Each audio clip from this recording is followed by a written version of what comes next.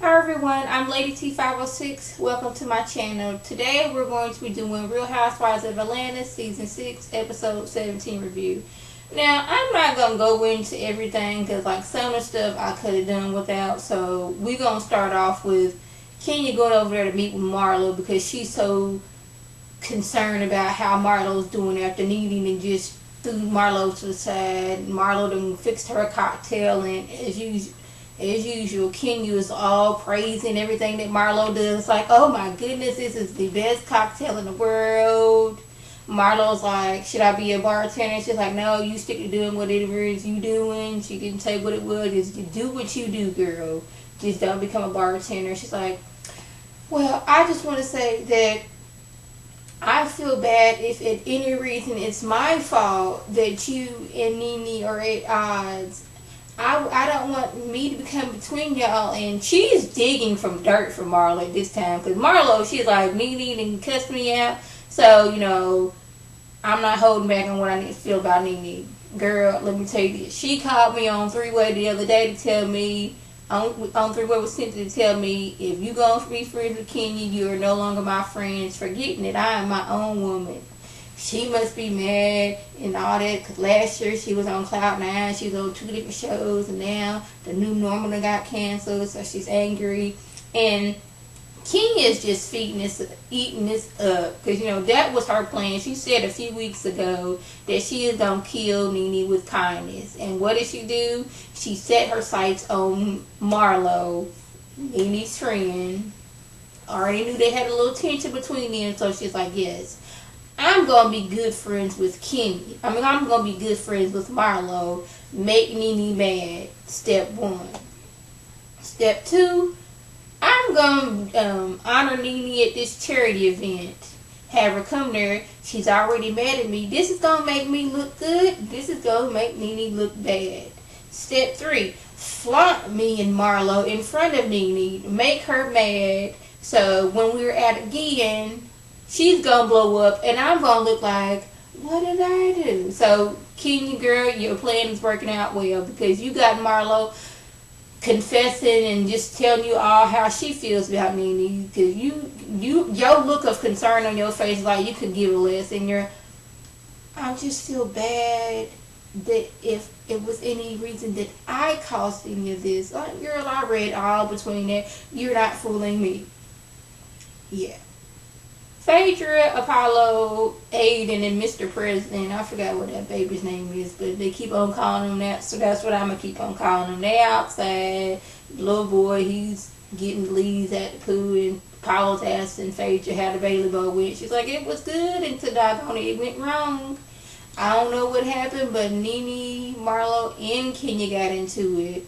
Marlo was on Kenya's team, which he was shocked about, since Marlo and Nene are friends. But like, when did this happen? She's like, I don't know, but basically she didn't say it, but she's like, Kenya had something to do with it, so it went all kinds of wrong.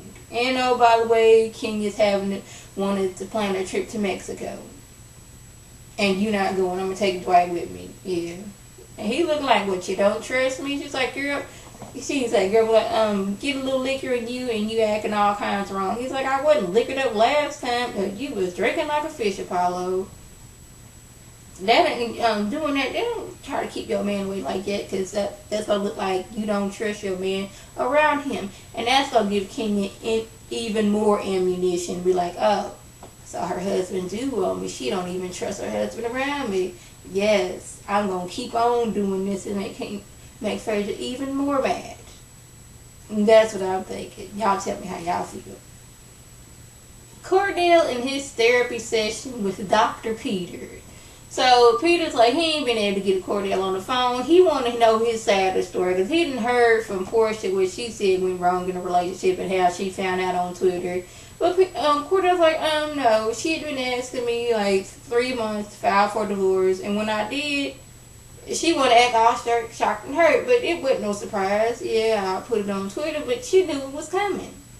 It's like, I couldn't do it. The girl was just getting on my nerves. Her mama, they showed no boundaries. Mama all up in my bedroom on my cream-colored chairs. I'm not sure why he had to say what colors, but anyway, she was up in my bedroom while I was gone. eating pizza and watching TV. And like, really, but like, if that did happen, Mama, you was dead wrong. You couldn't have watched TV downstairs. Was Portia there? Could you watch TV at home? Why are you up in their bedroom eating pizza in their room? It's like she be gone weeks at a time, going back over to Mama's house. Mama mad because her relationship with her husband didn't go well, so she's putting that off on us. Portia wasn't paying rent over, wasn't paying her bills over at this one condo, and that's why I didn't put her on, the deed to this house, because the girl ain't responsible. Basically called her a dodo head in so many words. And Peter's like, well, dang, I know how it feels to have, family members overstepping their boundaries. I got Mallory here, won't leave. She just, I'm staying for 3 months or 2 months or however what it went. I'm moving in with y'all. Without a word, but what Cordell said is a complete contradiction to what Portia said. Because Portia let it, like, my mom and sister couldn't come over, couldn't have y'all over, because they didn't want nobody in the house. It's like, what she was saying was like a lot different than what he was saying. Like, it was confusing. I'm like, I don't know who's telling the truth, but it was her version, his version, and the truth. So we may never find out. So we finally get to Mexico. Kenya, she done came a day in advance because she's a perfectionist, and she wanted to make sure she had the best room.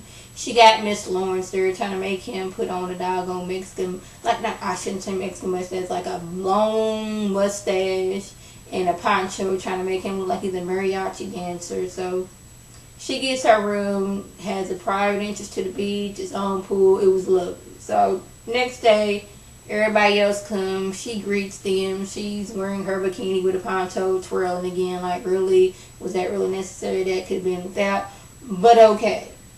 Annie's surprised that anybody's woman. She's like the only one who hasn't had a fight with Kenya, and everybody decided to go. But like, it's a trip to Mexico. It's something to do. Okay, let's do it.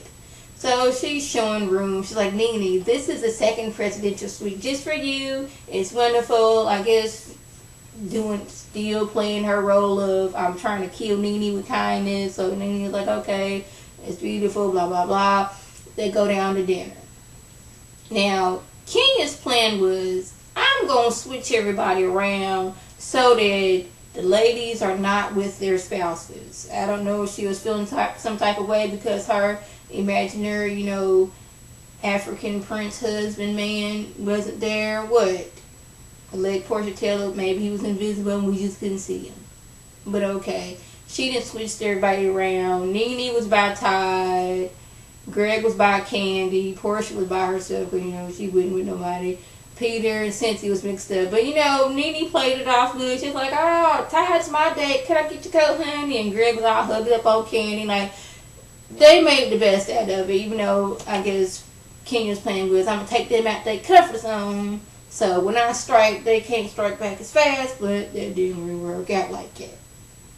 So now let's talk about Portia and Cordell and how Peter talked to Cordell. He had already said this when they was riding on the bus there, but he wanted to reiterate it like, I don't get how y'all love each other. You saying this, he saying that. And Portia did let slip that, yes, I became his wife. He had some skeleton in his closet, some rumors going on, and I kind of came in and scooped those under the table. And it made it seem like, well, people were saying stuff about him being this way. I came to the rescue like I'm Superwoman to come in and swoop in a day like, see, this is totally different.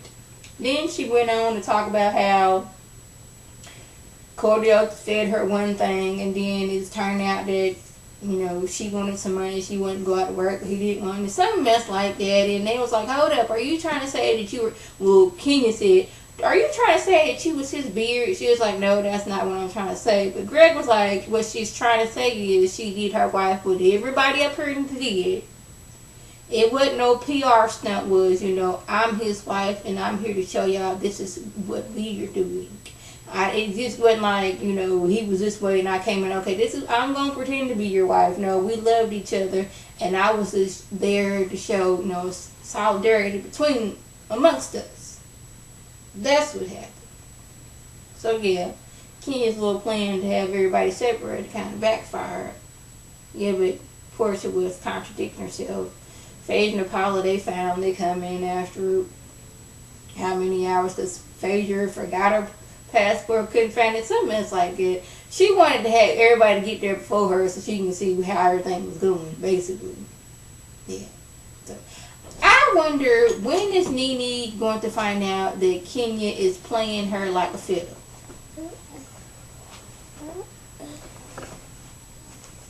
This is my baby, y'all.